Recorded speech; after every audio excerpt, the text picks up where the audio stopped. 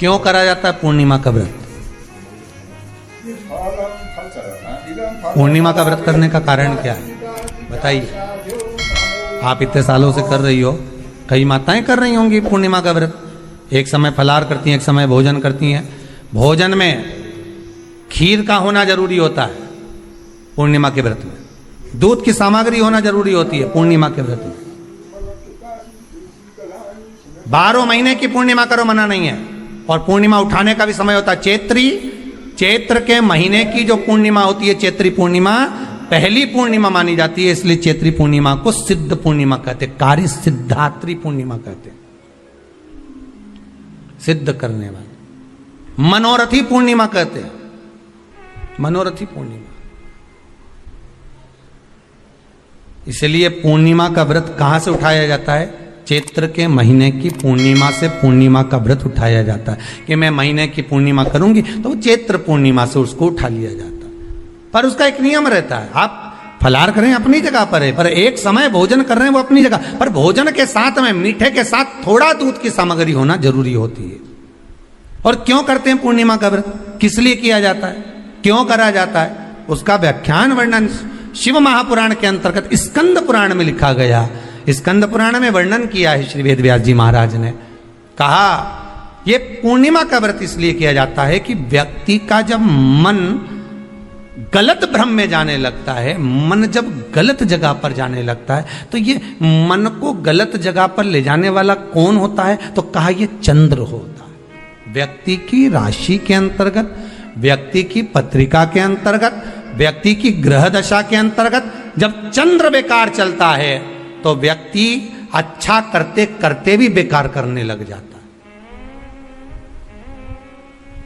चंद्र डोल रहा है।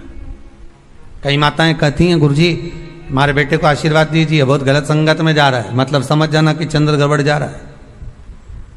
बेटी अगर गलत मार्ग पर जा रही है, बेटी अगर गलत संगत में जा रही है, किसी अन्य व्यक्ति को आकर्षित हो, चंद्र गड़बड़ हो रहा है, उसका चंद्र कहीं जा रहा है। कोई पुरुष, कोई लड़का, कोई गलत मार्ग पर जा रहा है, चंद्र गड़बड़ हो रहा है।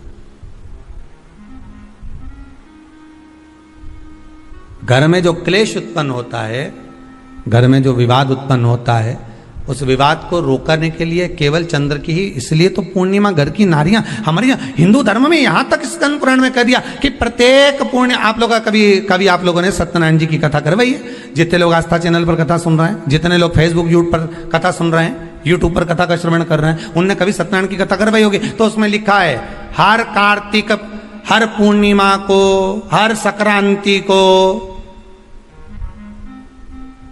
ब्राह्मण सत्यनारायण भगवान की कथा या राजा या वैश्य कथा को कराता था, या बढ़िया कथा कराता। सुनी कि नहीं सुनी ये बात? सत्यनारायण भगवान की कथा में लिखा है, स्कंद पुराण के अंतर्गत जो सत्यनारायण भगवान की कथा का स्मरण किया उसमें लिखा है प्रत्येक संक्रांति पूर्णिमा को सत्यनारायण की कथा करवाने लगा और ये योनि को प्राप्त हुआ, इस योनि से छूटा, इस योनि में गया। लिखा है, सब कुछ लिखा है। अब उत्ते से समझ जाओ कि पूर्णिमा को सत्यनारायण की कथा करने का बोला है, तो पूर्णिमा को सत्यनारायण की कथा का क्यों बोला? वैसे तो रोज कराओ सत्यनारायण जी की कथा, प्रतिदिन कराओ, मना नहीं है। आप क्या कोई विशेष फंक्शन है आप सत्यनारायण जी की कथा करवा, पर पूर्णिमा संक्रांति को और संक्रांति को पूर्णिमा को सत्यनारायण की कथा का स्मरण क्यों करवाया गया? क्योंकि पूर्णिमा के दिन अगर ये भगवान का व्रत रख लेगी, पूर्णिमा के दिन अगर ये खीर का प्रसाद बना लेगी, थोड़ा सा दूध की कोई सामग्री बना लेगी और भगवान को भोग लगा देगी, भले सत्यनारायण भगवान के भाव से बनाए, भले सत्यनारायण जी के निमित्तार्थ बना, पर अगर इसने सत्यनारायण भगवान के निमित्त से बना, पर पूर्णिमा के दिन अगर ये व्रत रखेगी, उपास रखेगी या कोई सामग्री बनाकर भगवान की पूजन कर लेगी, तो इसके घर में जो अशांति है वो शांति में बदल जाएगी। इसलिए कई घरों में आज भी सत्यनारायण भगवान की पूजन हर पूर्णिमा को करती है। माता किताब लेके बैठ जाती है, तुरंत उन्हें ऑफिस जाना, कहीं काम पे जाना, और तुरंत उसने जल्दी कलश रखा, कलश नहीं भी रखे तो भगवान की पूजन कर के ब्राह्मण देवता को बुला लेगी, ब्राह्मण नहीं आएंगे तो खुद कर लेगी, पर करती जरूर है। इतना सा आटा सेक लेगी, पंजेरी बनाई, सीरा बनाई, मिठाई रख दो, कुछ भी करेगी पर सत्यनारायण की कथा कर ले। उसका मन लग गया उसमें, मतलब पूर्णिमा को करना है। उसको करने से क्या होता है? शांति रहती है, शीतलता रहती है। जिसके घर में हर महीने की पूर्णिमा को खीर बनती हो, ध्यान दीजिएगा, बहुत सुंदर संवाद चल रहा है, बहुत ध्यान देने वाली बात है।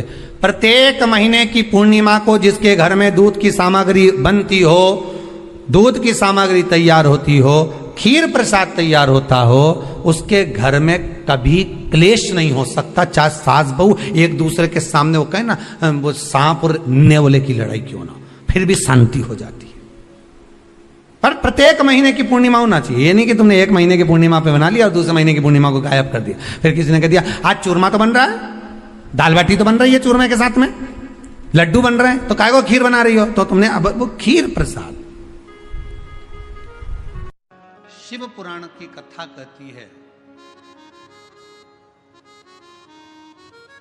जिंदगी में मनुष्य के हाथों से ऐसा कोई दिन नहीं निकलता जिस दिन मनुष्य के हाथ से कोई पाप नहीं होता।